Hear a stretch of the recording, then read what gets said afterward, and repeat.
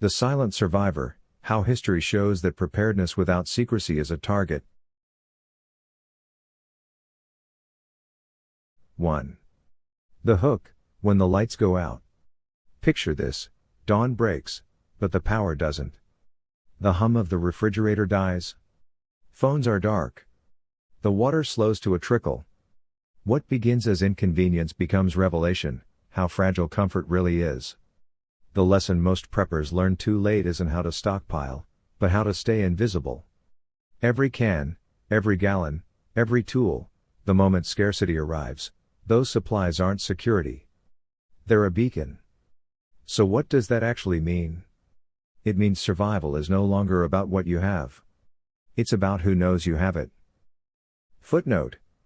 This section reframes survival preparation as a problem of concealment and perception rather than simple accumulation of supplies. 2. The first wave, confiscation before chaos.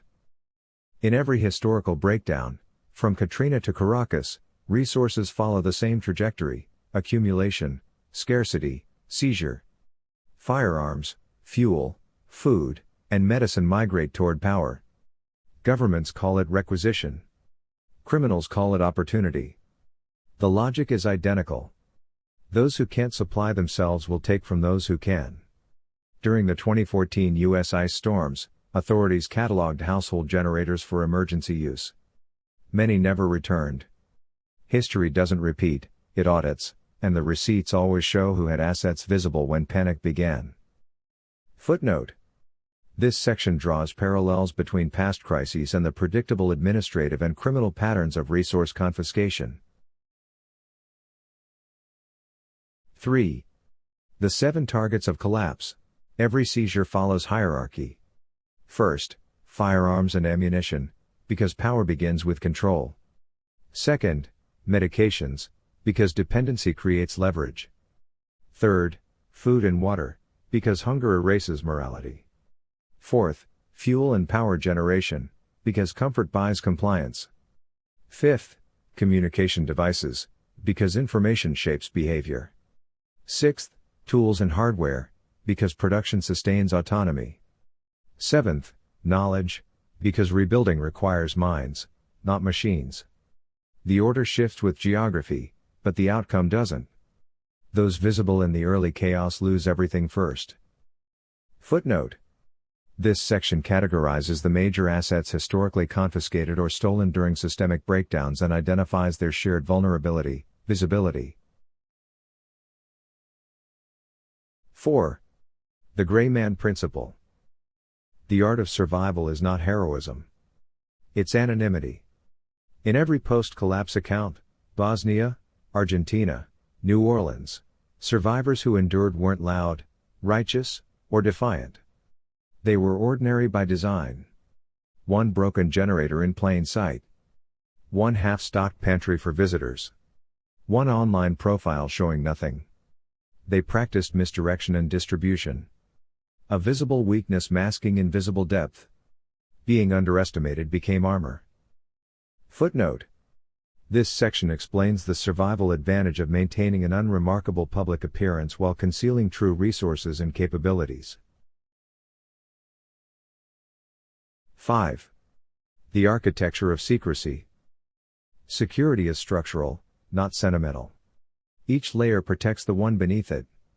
Outer circles show normal life, small pantry, modest generator, basic tools. Inner circles hold redundancy and reserves. The center holds knowledge, routes, caches, manuals, passwords. This concentric security system mirrors intelligence tradecraft. Every ring that's breached still leaves deeper layers intact. The best defense isn't a wall, it's confusion. Footnote. This section outlines the concentric circles model of operational security, emphasizing compartmentalization over confrontation. 6. The psychology of concealment. Prepping feeds ego as much as instinct. People want recognition for foresight. They post photos of full pantries, solar setups, or tactical gear, unaware that every post builds a target dossier. In the digital age, secrecy isn't silence, It's restraint. Those who overshare trade privacy for validation. And in crisis, validation is worthless currency. Footnote. This section examines how social media and self-disclosure undermine operational security and convert preparedness into exposure. 7. The ethical edge. Survival ethics are gray, not black and white. When scarcity arrives, morality becomes logistics. Refusing to share can save your family but doom another. Sharing unwisely can doom both. The only sustainable compromise is controlled generosity, mutual aid networks, barter alliances, silent partnerships. Those who survive longest aren't misers. They're strategists who share selectively, never visibly, and never everything. Footnote. This section discusses the ethical dimension of resource protection and the pragmatic boundaries of altruism under extreme scarcity. 8. The final lesson, prepared, but unseen. Collapse isn't fantasy. It's a recurring chapter of civilization. The pattern is ancient: stability breeds complacency, complacency breeds fragility, fragility meets shock. The survivors of history are not prophets shouting in the square.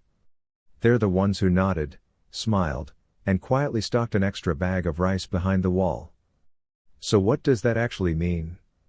When the lights go out, safety doesn't belong to the armed, the rich, or the loud. It belongs to the invisible. Footnote. This section concludes that resilience depends on discretion, adaptive planning, and emotional readiness rather than mere possession of supplies.